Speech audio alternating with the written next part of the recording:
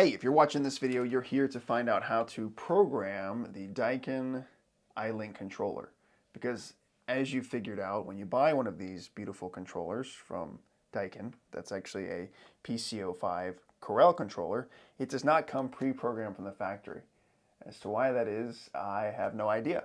So I made this video to show you exactly how to program your iLink controller so that you can access it from the web and do all the fun things that you can with these controllers. So I got these to build some trainers out of, and I had a lot of fun trying to figure out where the software lives, how to upload it, and how to get it right. So let's get to it.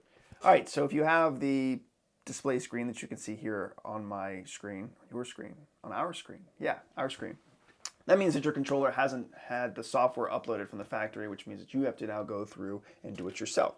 Now what you'll need is a few things. You can either have a thumb drive, USB drive, you need a laptop with a USB connection cable, or you can use it over network. Now I found it easiest to use my laptop, and that's the steps that we're going to follow here, but there is a section for using a thumb drive and going down that route. And just in case you're wondering, with the controller, if you're looking all over for USB port connections, you're not going to find them. They tucked it away under this nice little beautiful screen here. So yeah, I'll save you some time there and frustration. So let's get to it. All right, so once our controller is connected, you're going to find that it pulls up like this with 4 different items. Now here's the fun part. What we're going to do now is we're going to download from the link here I'm going to put in the comments from Google Drive the auto run. We have to unzip it. Once we unzip it, then what we're going to do is we're going to take it, we're going to drag it, and we're going to put it in the upgrade folder. Once we do that, it's going to transfer all the files. Now here's the thing to remember. Once we transfer the auto run into the upgrade folder, to pull in all of our information that we need, all our settings, the logo, all the good fun stuff that we have, we just have to be really patient. You'll notice too that until we upgrade the controller in your HTTP, it will be pretty much blank. There'll be a transfer, but there's nothing in the transfer. This just means that your controller is blank, and I have actually wiped mine, so I'm not too worried about it. All right, now let's keep going. Confirm in my upgrade folder that my auto run is in there. The next thing I'm going to do is I'm going to pull my USB cord from my controller. And in doing so, it's supposed to cause it to update. And in pulling that USB drive, you're going to see this, where it starts to go through and unpacks the auto run folder and files in it. Now, if you're like me and you make a lot of mistakes, if we go back to this, you're going to find that in your auto run folder, and just so you know, the http.zip takes a good while to do it, that you actually have to pull your autorun.ap1 out of your auto run folder when you go to put it in the actual upgrade folder. If you don't do that, then you won't get to this screen, and you'll unplug it like I did previously, and nothing happens. So now we sit here and we wait as we go through the process. This one takes a hot minute, so don't think that your controller is broken. It's just being super impatient, waiting for this.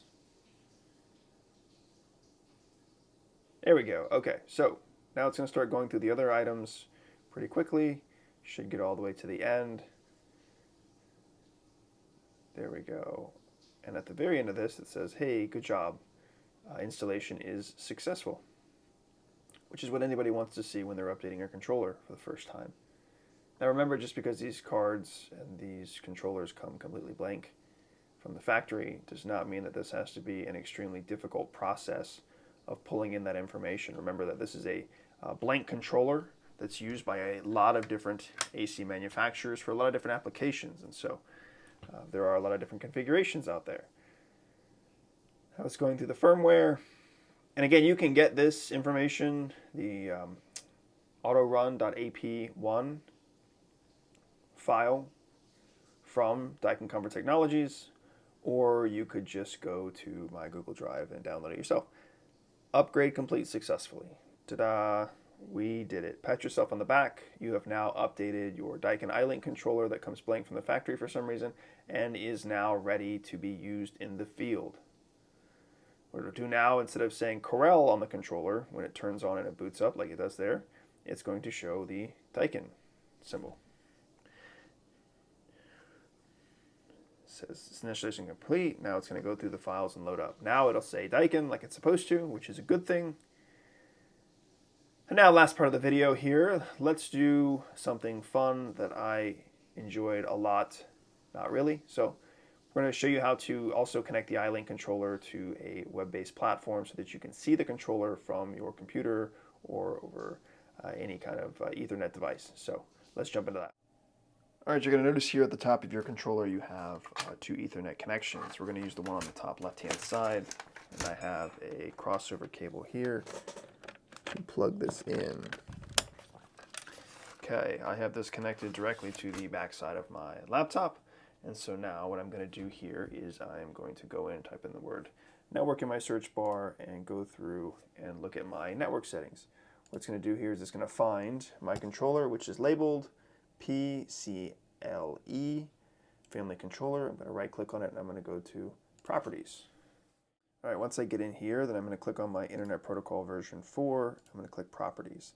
And in properties, I'm going to fill out this here. Now the manual says to do it a little bit differently than this. They want you to put 192.168.1.15 or 16. Again, this is your IP address and then your submask net. We're going to leave this checked the way it is.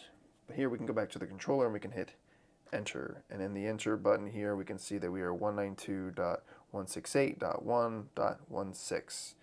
So I know what the IP address is for this controller. So now what I'm going to do is, from here,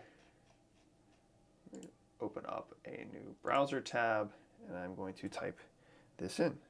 So we're going to do 192.168.1.16.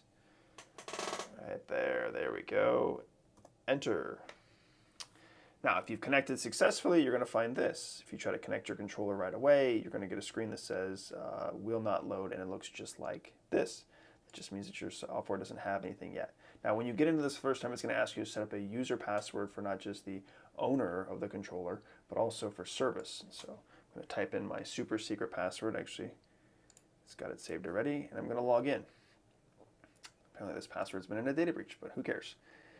And there you go. So now I have access to the RTU for the program that I have. Right, my controller is communicating. I've got active alarms here. I've got all sorts of stuff that I've done to the controller. We're going to ignore password management and all the good things.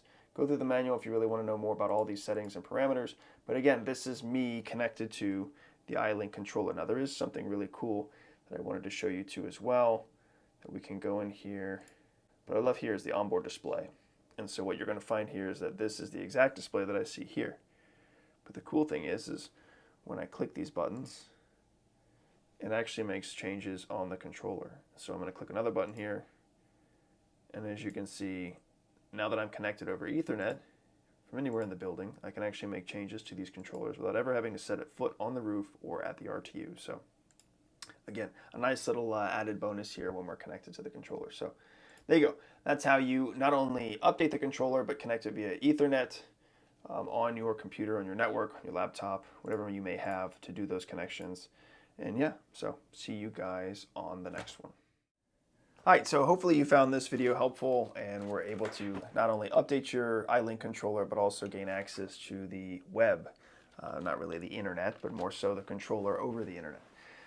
If you have any other questions, comments, I implore you to leave them below. If you have any video ideas, feel free to reach out to me. Again, this came from the frustration of getting my brand new controller, Build My Trainer with, finding out that it's just a dumb controller out of the box. So had issues connecting to the internet over Ethernet to the controller because there was no software to connect to. And so that led to today's video, which is uploading software, then connecting to your controller and setting it up that way. So share this with anybody that might need it. And yeah, I will catch you guys in the next one. Like and subscribe.